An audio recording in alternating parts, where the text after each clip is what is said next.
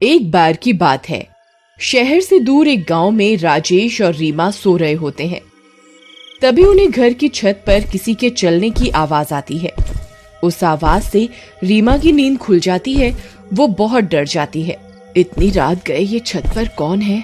कहीं कोई चोर तो नहीं आ गया? अजी उठिए, देखिए ना, छत पर कोई है। सुनिए, किसके चलने की आवाजें आ रही हैं। हाँ रीमा, तुम सही कहती हो, आवाज तो आ रही है। तुमने बाहर का दरवाजा बंद तो किया था ना? जी मुझे ध्यान नहीं है। हो सकता है मैं सोते वक्त दरवाजा बंद करना भूल गई हूँ। तुम डरो नहीं, मैं अभी देख कर आता हूँ। फिर राजेश दबे पांव बाहर मेन गेट को देखने के लिए जाता है। अरे, मेन गेट तो बंद है, तो फिर छत पर कौन है? अरे अरे, मर गए रे! फिर वो डर जाता है और डर के मारे वापस घर के अंदर घुस जाता है। अजी क्या हुआ? आप इतने घबराए हुए क्यों हो? अरे रीमा, मेन गेट तो बंद है, तो फिर कोई छत पर कैसे चढ़ सकता है? मुझे लगता है ये कोई चोर नहीं है, ये वही है जिसके बारे में गांव में अफवाह फैली हुई है। अजी आपका दिमाग खराब तो नहीं हो गया? शुभ शुभ बोलिए। नहीं रीमा, मैं सही कह रहा हूँ। गांव में अफवाह फैली हुई है कि एक आत्मा है जो घर की छत पर आती है और तीसरे दिन घर में रहने वालों का सर काट कर अपने साथ ले जाती है। अरे मर गए रे! तो क्या हमारी छत पर वो मनहूस आत्मा घूम रही है? हे भगवान, अब हम क्या करें? रीमा, जल्दी जाओ, सारी लाइट बंद कर दो, कहीं उसे पता ना चल जाए कि घर में कोई है। फिर रीमा घर की सारी लाइट बुझा देती है और वो दोनों एक कंबल के नीचे छिप जाते हैं। वो चुड़ैल रात भर उनकी छत पर इधर उधर मंडराती रहती है। फिर सुबह होने पर राजेश गांव वालों को इस बारे में बताता है। भाई, ये घटना अब बढ़ती ही जा रही है। राजेश भाई, एक काम करो, आज रात छत पर मिट्टी डाल देना। अगर कोई छत पर आया तो उसके पैर उस पर छप जाएंगे। इससे पता चल जाएगा सच में कोई छत पर आता है या ये सिर्फ एक अफवाह है। फिर रात होने से पहले राजेश छत पर मिट्टी डाल देता है। देर रात राजेश और रीमा सो रहे होते हैं। तभी उन्हें किसी के गुर्राने की आवाज आती है। डर के मारे उनकी नींद खुल जाती है। अजी देखिए, छत से गुर्राने की आवाज आ रही है। लगता है कोई बंदर है। अजी नहीं, ये किसी बंदर की आवाज नहीं हो सकती। ये बहुत डरावनी आवाज है। अजी आज दूसरा दिन हो गया और ये मनहूस आत्मा हमारे घर की छत पर मंडरा रही है। अजी गांव वालों का मानना है कि तीसरे दिन वो सर काट कर अपने साथ ले जाती है। जी अब क्या होगा? अरे तुम रोना बंद करो, पहले पता तो चल जाए कि छत पर सच में कोई चुड़ैल है या कोई जंगली जानवर। फिर रात भर उन्हें छत पर किसी के चलने और गुर्राने की आवाज आती है। सुबह होने पर राजेश और रीमा घर की छत पर जाते हैं तो उनकी आंखें फटी की फटी रह जाती हैं। वहां मिट्टी पर बड़े बड़े कदमों के निशान होते हैं और वो उल्टे होते हैं। अरे मर गए रे, ये तो उल्टे पैरों के निशान हैं। इसका मतलब चुड़ैल की अफवाह नहीं, सच है। मुझे अभी गांव वालों को इसके बारे में बताना होगा। फिर राजेश भागता हुआ जाता है और कुछ गांव वालों को अपने साथ लेकर आता है। वे सब गांव वाले उन उल्टे पैरों के निशान देखकर डर जाते हैं। ए भगवान, ये तो उल्टे पैरों के निशान हैं भाई।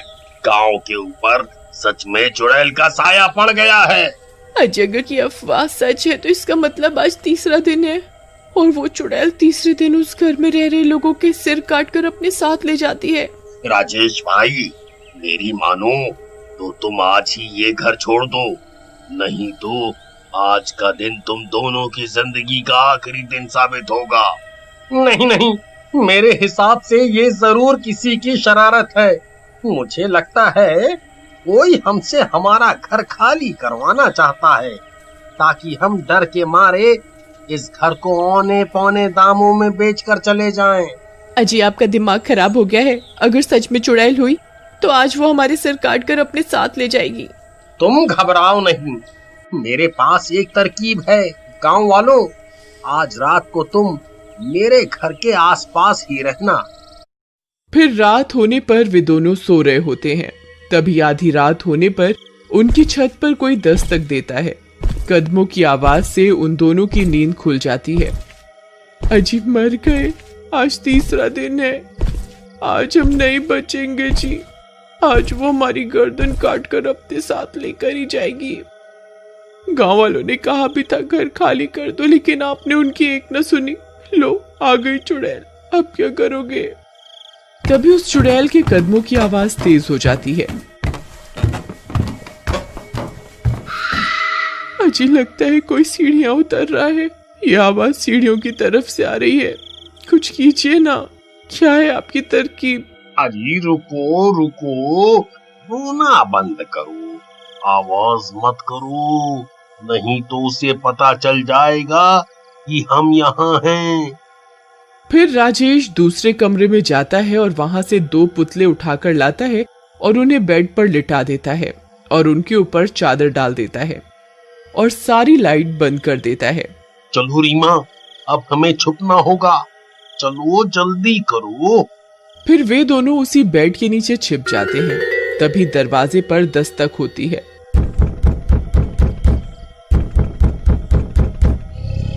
अरे मर गए रे, ये वही चुड़ैल है जी। चुप रहो, आवाज मत करो, हो सकता है वो दरवाजा ना खुलने पर चली जाए। फिर कुछ देर दरवाजा खटकता रहता है और जोर की आवाज आती है और दरवाजा टूट जाता है।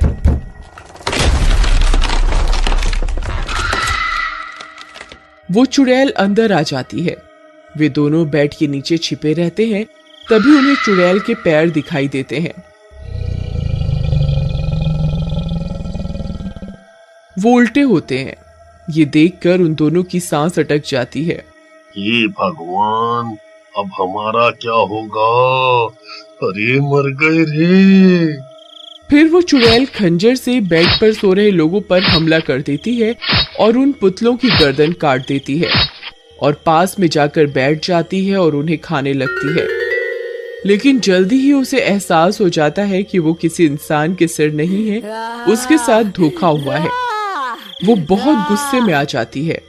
धोखा, धोखा। मेरे साथ धोखा करते हो इंसानों, ये तुमने ठीक नहीं किया। मैं तुम्हारी खुशबू सूंघ सकती हूँ, मुझे पता है तुम यहीं कहीं हो। आई मम्मी, अब हम नहीं बचेंगे। अरे मर गए रे, अब क्या करें रीमा? अजी ये आपकी तरकीब थी, अब आप ही बताओ क्या करना है। अब तो एक ही तरकीब है। जल्दी बताइए क्या? भागो, जितनी जोर से भाग सकते हो भागो। इतना बोलकर राजेश वहां से भाग जाता है। तभी उस चुड़ैल की नजर उन पर पड़ती है। अरे नास मिटे, रुक जा, मुझे यहाँ अकेला छोड़कर कहाँ भाग रहा है। फिर रीमा भी उसके पीछे पीछे घर से निकलकर भाग जाती है और वो लोग घर का मेन दरवाजा बाहर से बंद कर देते हैं।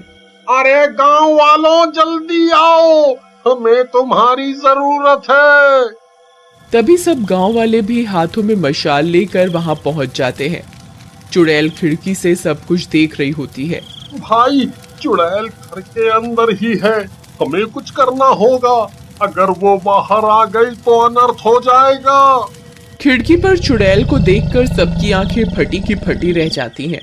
तभी वो चुड़ैल खिड़की पर लगी लोहे की रॉड को तोड़ने लगती है। भाई, इस चुड़ैल को रोकने का एक ही रास्ता है, हमें इस घर को आग के हवाले करना होगा, नहीं तो ये चुड़ैल किसी भी वक्त खिड़की तोड़कर बाहर आ जाएगी। फिर सब गांव वाले मिलकर घर को आग के हवाले कर देते हैं।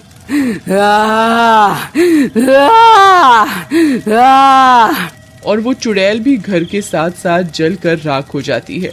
हम तो बेघर हो गए। तुम घबराओ नहीं, हम सब गांव वाले मिलकर तुम्हारा घर फिर से बनाएंगे। फिर सब गांव वाले मिलकर उनका घर फिर से बना देते।